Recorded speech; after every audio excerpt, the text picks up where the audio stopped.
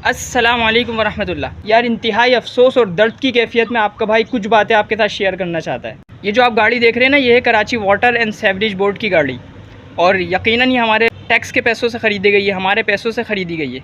लेकिन अफसोस की और बदकिस्मती की बात यह है कि जब आपको इस गाड़ी की ज़रूरत पड़ेगी तो ये फ्री में आपका काम नहीं करेगी। आपको इसको बुलाने के लिए पैसे अलग से पे करने पड़ेंगे।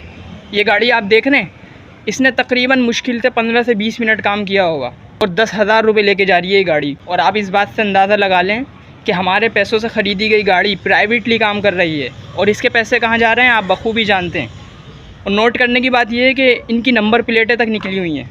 आप इस बात से कराची वालों की बेबसी, हुक्मरानों की बेगैरती और करप्शन का लेवल चेक करें आप। और क्या चाहिए कराची वालों? पानी चाहिए? पानी तुम्हें मिलेगा, मगर तुम्हारे घर के पानी की लाइन में नहीं मिलेगा। तुम्हें तुम्हारा ही पानी टैंकर की सूरत में बेचा जाएगा। और क्या चाहिए? गैस चाहिए? गैस तुम्हें मिलेगी, मगर तुम्हारे घर के चूल्हे के पाइप में नहीं आएगी गैस। तुम्हें जलील और रुसवा होकर एलपीजी की लाइन लगानी पड़ेगी और अपने सिलेंडर भरवा के लाने पड़ेंगे। और क्या चाहिए? बिजली चाहिए? बिजली तुम्हें मिलेगी, मगर तुम्हारे हिसाब से नहीं, उनके हिसाब से। उनका जब दिल चाहेगा वो लाइट बंद कर देंगे, रात के 4 बज रहे हों, 5 बज रहे हों, और जब उनका दिल चाहे वो पूरे दिन आपको लाइट नहीं दें और आप कुछ उखाड़ भी नहीं सकते उनका। और जब बिल की बात आएगी तो बिल भी उनकी मर्ज़ी का आएगा, आपकी मर्ज़ी का नहीं आएगा। उनका दिल चाहे तो वो 1 लाख रुपए बिल भेज दें, और जब एक दफ़ा बिल के ऊपर 1 लाख रुपए लिखे हुए आ गए तो अब आपके बाप को भी ये जमा कराना है।